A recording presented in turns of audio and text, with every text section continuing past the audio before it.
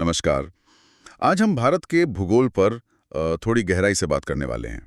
जो जानकारी हमें मिली है उसके आधार पर हाँ। कोशिश ये समझने की है कि भारत की जो जमीन है, मतलब पहाड़, मैदान, पठार, तट, ये सब यहाँ के मौसम पर, खेती पर, लोगों पर, उनके जीने के ढंग पर कैसे असर डालते हैं। बिल्कुल। तो चलिए शुरू करते हैं, देखते हैं क्या कुछ है इसमें। जरूर। तो देखिए, भारत जो है वो उत्तरी गोलार्ध में है, एशिया के दक्षिण में, और इसके पड़ोसी देश पाकिस्तान है, चीन, नेपाल, भूटान, फिर बांग्लादेश, म्यांमार। हम्म। और हाँ, इसकी जो तटरेखा है वो भी काफी लंबी है। अगर द्वीपों को मिला लें तो करीब 7,500 किलोमीटर। अच्छा। और जमीनी सरहद भी कम नहीं, लगभग 15,200 किलोमीटर।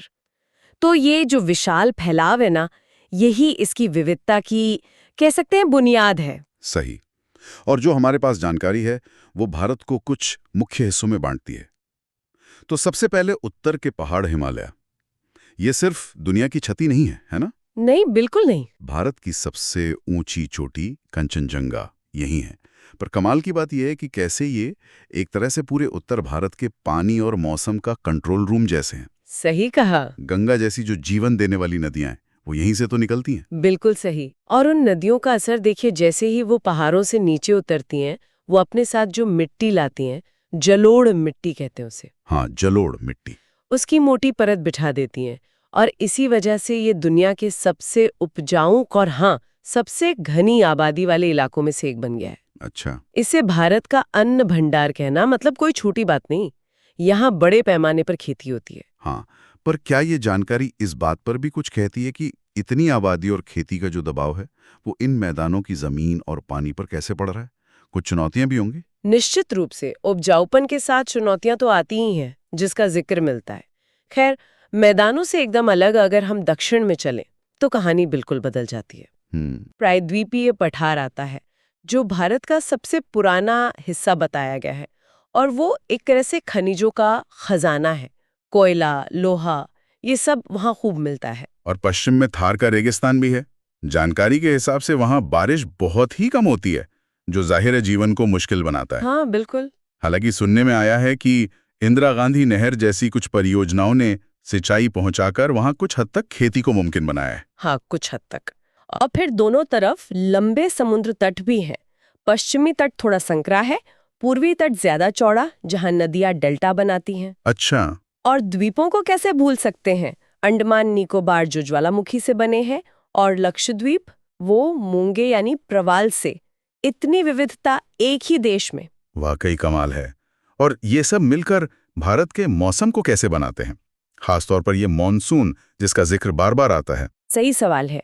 असल में ये भौगोलिक विविधता ही है जो मॉनसून को इतना अहम और कह सकते हैं शक्तिशाली बनाती है। हवाओं का रास्ता, बारिश का पैटर्न, सब कुछ इन पहाड़ों, पठारों और समुद्री तटों से प्रभावित होता है। अच्छा। और कर्क रेखा जो देश के बीच से गुजरती है, वो भी महत्वपूर्ण है। वो देश को मोटे तौर पर गर्म यानी उष्णकटिबंधीय और कम गर्म यानी उपोष्णकटिबंधीय जलवायु वाले क्षेत्रों में बांट देती है। इसका सीधा असर खेती और रहन-सहन पर पड़ता है।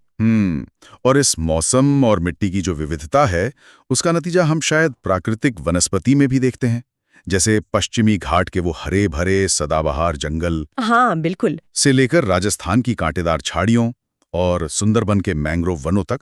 अलग अलग मिट्टी का भी जिक्र है, जैसे उत्तरी मैदानों की जलोढ़ मिट्टी गेहूं चावल के लिए बढ़िया है। सही। और दक्कन की वो काली मिट्टी कपास के लिए। बिल्कुल सही। और यही जमीन, यही भूगोल भारत की अर्थव्यवस्था की, कह सकते हैं, रीढ़ है। कृषि आज भी करोड़ों लोगों के लिए रोजगार का साधन है। हाँ। जानकारी ये भी बताती है कि भारत चावल और गेहूं का दुनिया का दूसरा सबसे बड़ा उत्पादक है। इसमें हरित क्रांति का भी बड़ा योगदान रहा, जिसने उत्पादन बढ़ाने पर जोर दिया। हाँ, हरित क्रांति। खासकर उन इलाकों में जहां हिमालयी नदियों से सिंचाई का पानी आसानी से मिला। लेकिन जनसंख्या का भारी दबाव भी तो एक सच्चाई है, खासकर मैदानों और तटीय इलाकों में घनत्व बहुत ज्यादा है। ये भी सुनने में आया कि 2023 तक भारत दुनिया का सबसे ज्यादा आबादी वाला देश बन गया। हाँ, बन गया। ये एक बड़ा सवाल खड़ा करता है ना? हाँ, सवाल है संसाधनों के प्रबंधन का।